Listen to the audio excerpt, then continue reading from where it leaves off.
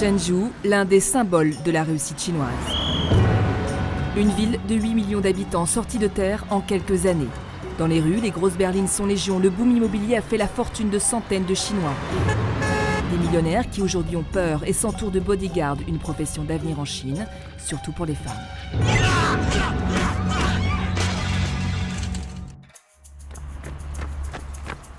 Dans les sessions de formation, de nouvelles têtes sont apparues ces derniers temps.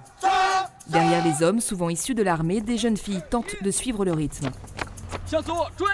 Elles sont 4 ici. Elles s'entraînent à la dure pour décrocher leur diplôme de garde du corps, comme Mei, 18 ans, ceinture noire de judo. Je tiens bon, j'ai peur de temps en temps. Quand je triche pendant l'entraînement, je regarde toujours si le coach n'avait pas les yeux sur moi. Quand je suis fatiguée, j'essaie d'en faire moins. Mais s'il s'en aperçoit, ça peut être grave. Je peux être envoyée.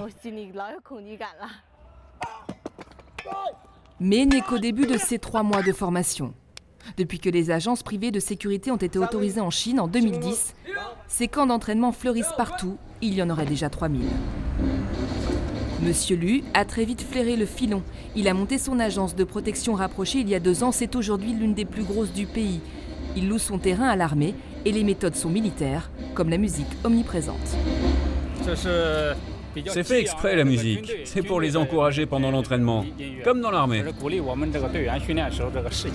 Monsieur Lu a investi 500 000 €, mais il a trouvé une formule rentable. La formation de 3 mois au centre est gratuite. En échange, les diplômés s'engagent à travailler pendant 5 ans pour l'agence, exclusivement. Celui-là, il est assez grand, mais il manque un peu d'épaisseur. Lui, un peu maigre. Et celui-là, il est pas mal du tout. Et là, vous avez nos 2 héroïnes. Et pour attirer des candidates, Monsieur Lu a produit un petit film très efficace.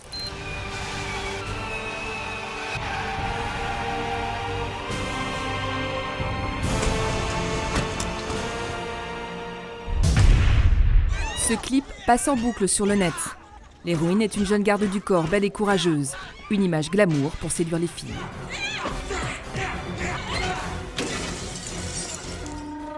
Cette Lara Croft version chinoise existe vraiment. Nous l'avons rencontrée. Dans la vraie vie, son travail est un peu plus calme. À 21 ans, Tian Tian est championne de kickboxing, maître kung-fu et assistante personnelle de Madame Wang. Bon, dites-moi, on en est où sur le chantier? Madame Wang a fait fortune dans l'immobilier. Elle est à la tête d'un empire de plusieurs millions d'euros. Ici, elle visite l'un de ses nombreux projets, un vaste complexe de pavillons. Les clients, ils préfèrent quel pavillon? Et les plus grands qu'on a construits, ils se vendent bien? Même dans ce quartier calme, Tian Tian ne quitte pas des yeux sa patronne. Elle est à son service 24 heures sur 24. Tian Tian, c'est plus qu'un simple garde du corps. Par exemple, tous les soirs, elle me rappelle les rendez-vous importants du lendemain. On fait le point sur la journée et on organise ensemble mon planning. Elle note tout. Elle connaît les détails de mon programme par cœur. En même temps, elle sait aussi rester à sa place. Comme beaucoup de riches Chinois, Madame Wang craint les kidnappings et les vols. Dans les affaires, les menaces entre rivaux ne sont pas rares. C'est mon mari qui a voulu une femme garde du corps pour moi. Quand il est en déplacement, il est plus serein, ça le rassure. Tian Tian n'a eu aucun mal à trouver un employeur. Un tiers des millionnaires chinois sont des femmes et elle préfère s'entourer de services féminins. Ça fait partie de votre travail de faire ça ? Ça change tous les jours. Mais toutes ces petites tâches font partie de mon travail au quotidien. Une prestation qui a un prix. Chaque mois, Madame Wang verse 20 000 € à l'agence de Monsieur Lu. 1 200 € sont reversés à Tian Tian pour son salaire, plus que ses collègues masculins. Dans ce métier, les femmes sont plus chères que les hommes. Je préfère avoir une fille qui puisse non seulement me protéger, mais aussi me suivre partout dans le quotidien.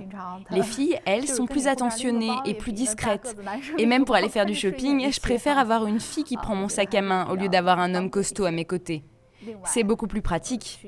Et puis, quand je vois un client lors de mes déplacements, une fille garde du corps, ça m'aide à éviter les rumeurs.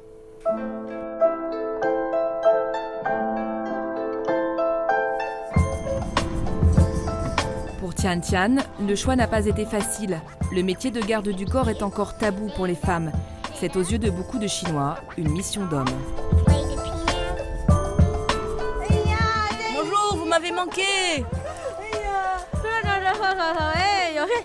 Tian Tian a accepté de nous emmener voir les 2 seules personnes à qui elle a confié ce qu'elle faisait, sa marraine et son parrain. Ses propres parents ne savent rien du métier qu'elle exerce.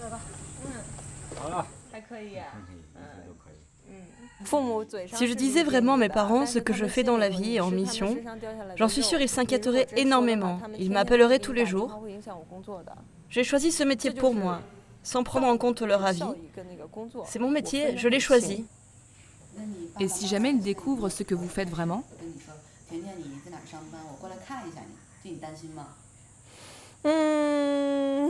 Ce serait un vrai problème, un gros problème.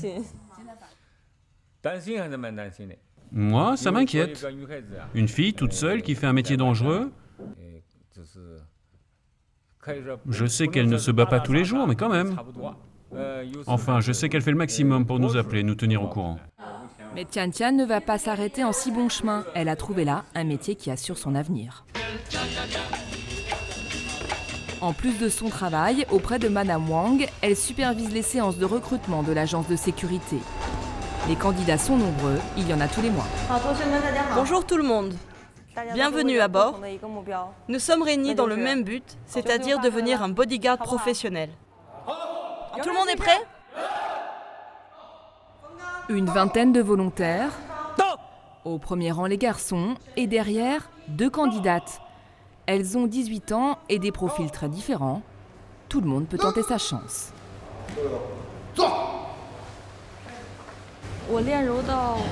Ça fait 5 ans que je fais du judo. J'ai toujours été sportive et en venant ici, je me suis dit « Pourquoi pas tenter ma chance ?» Je n'ai pas de prédisposition de kung-fu. Avant, je travaillais dans l'hôtellerie et le marketing. Premier test, un face-à-face de 2 minutes. Je suis nerveuse. Mon adversaire a fait du judo et moi, je n'y connais rien. En Chine, les femmes se battent pour avoir le même statut que les hommes. Eh bien, dans le métier de bodyguard, la discrimination sexuelle n'a pas lieu d'être. En mission, elles devront affronter des hommes.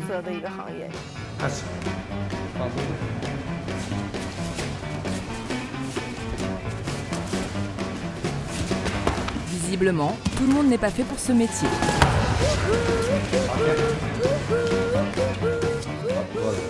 Les 2 ne sont pas au même niveau, il faut qu'on change. Je vais lui trouver un autre adversaire pour que ce soit plus équitable. Parce que si on continue le combat comme ça, la petite, elle va se faire secouer.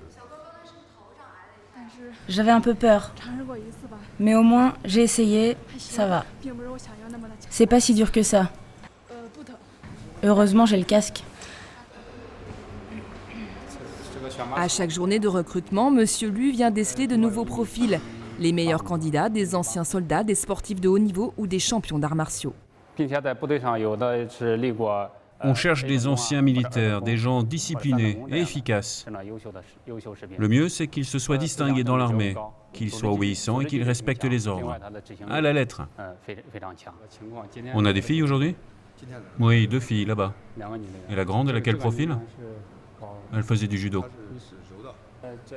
Vu comme ça, je pense qu'ils n'ont pas le niveau. Il va falloir en éliminer pas mal. C'est l'heure de la sentence pour les élèves et Funli est loin des critères demandés. Cette jeune fille n'a pas assez de qualité. On a décidé de l'éliminer.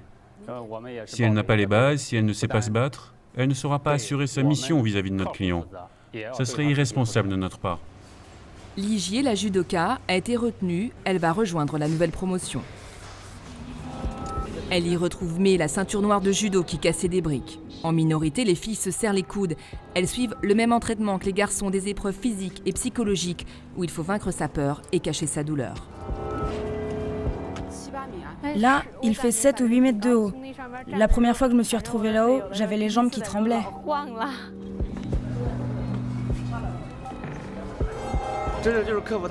C'est surtout un exercice mental. Ce n'est pas la hauteur qui fait peur, mais la distance qu'ils doivent parcourir en sautant.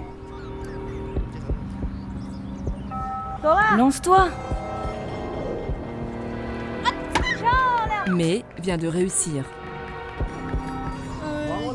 J'avais un peu peur. Vu de là-haut, ça fait loin. Quand tu as sauté, ça va. Malgré les protections, les risques sont réels. La cadette du groupe s'est blessée au pied.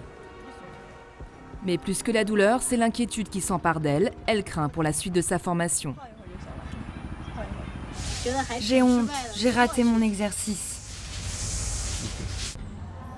Dans les dortoirs, les filles se retrouvent entre elles. Elles relâchent la pression et s'entraident pour tenir le coup. La jeune recrue blessée s'accroche. Ce n'est rien de grave, mais je ne vais pas rentrer dans ma famille pour ça. Je ne veux pas qu'ils s'inquiètent pour moi. C'est la première fois que je me suis tordu le pied, c'est normal, ça arrive.